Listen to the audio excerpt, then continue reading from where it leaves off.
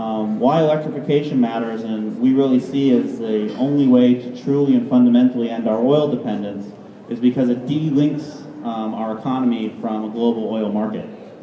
And that is just critically important, where 90% of oil reserves are owned by national oil companies that are making very different fundamental decisions on how much oil to produce. And what electrification offers is 5 things that are so powerful. One is it's a diverse set of fuel sources to produce that electricity. They're domestic in nature. There's a lot of spare capacity at night. The infrastructure exists, really one of only 2 national infrastructures, gasoline and electricity, all over the United States. And finally, it's the stability of prices of electricity as opposed to the volatility of prices of every other fuel source, including oil, principally. So it's great to be here with one of our tremendous members, CODA Automotive. And really, this speaks to what we hope is the future for the United States. And it's just a shame that you know, in any new industry, you're going to have issues. And it seems, as someone said today, since when did the United States, when you're in the first inning of something, give up the game? And I really think that and it's for everyone, because of the stakes that I just described and how important it is to ultimately you know, get this right. There's just no excuse for our country not to be able to figure this out. Let me turn to introducing Phil Murtaugh, who I had a great pleasure of spending a week with in China just last year. His other name in Chinese is Mofei. It's my only Chinese word I came out of the whole trip, Mofei. Really, it's exciting that he's the CEO of CODA. I think you can only describe him as a car guy. 30 years at General Motors.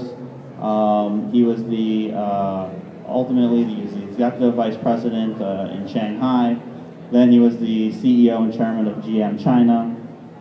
Went on from there to have roles at Chrysler, Lear, and SAIC. And when you think about the challenges ahead for electrification, you really want someone who is a car guy, because ultimately these have to appeal to the broader market, not to a niche set of consumers who are ideologically predisposed to buy them. And so the person I want at the steering wheel is a guy who understands what consumers want in buying a car. So with that, I turn it over to Phil. Thank you, Robbie. Well, Robbie just told you everything I was going to say about why EVs are important, so thank you all very much. Have a good night. Sincerely do appreciate the introduction. I have been in the industry, auto industry, for nearly 40 years now. About 7 years ago, I had spent 10 years in China and taken GM's operations in China from roughly 15 people in Shanghai to roughly 15,000 people in all of our joint ventures in China. We had gone from 200 vehicle sales a year in 1996 to 500,000 vehicle sales a year in 2005. My wife woke up one morning, my wife's sitting back there ignoring me. She woke up one morning and said, "Don't you think you've created enough pollution?" And I said, "Yeah, maybe so."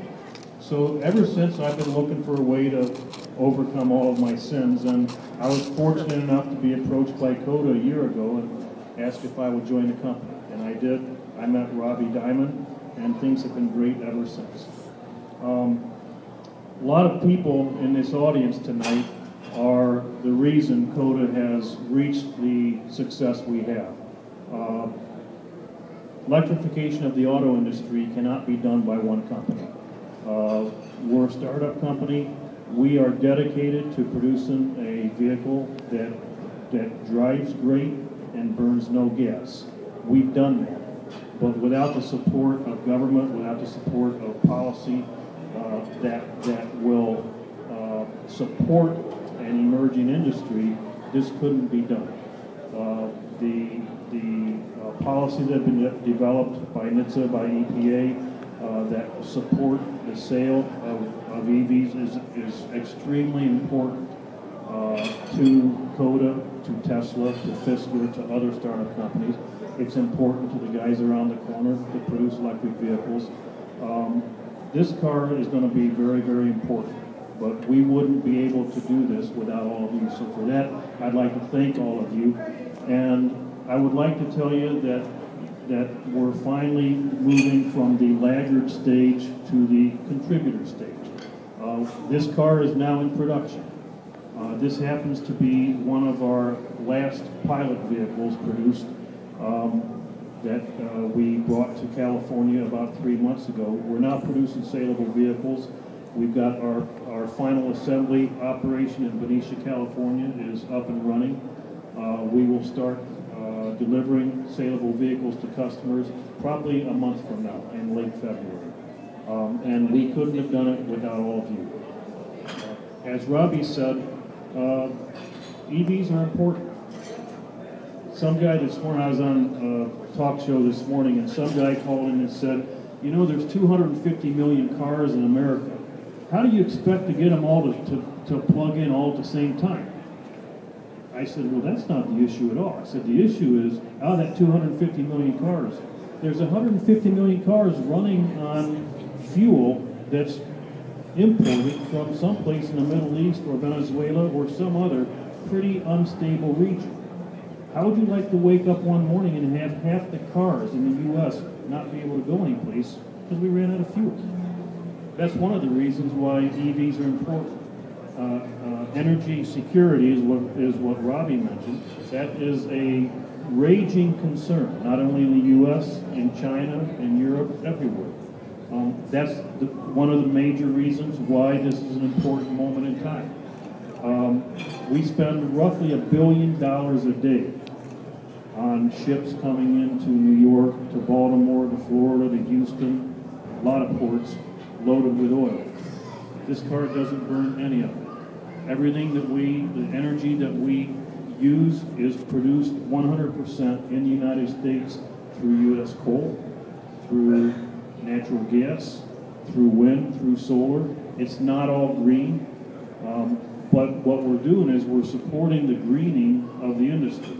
As we move forward, actually, U.S.-based coal actually is pretty clean when you compare coal burnt in other countries. Moving from burning gasoline in engines to using electricity that's produced by coal is an improvement in the greening of the industry. So that's something that's pretty important. And I think that I probably outspoken my welcome.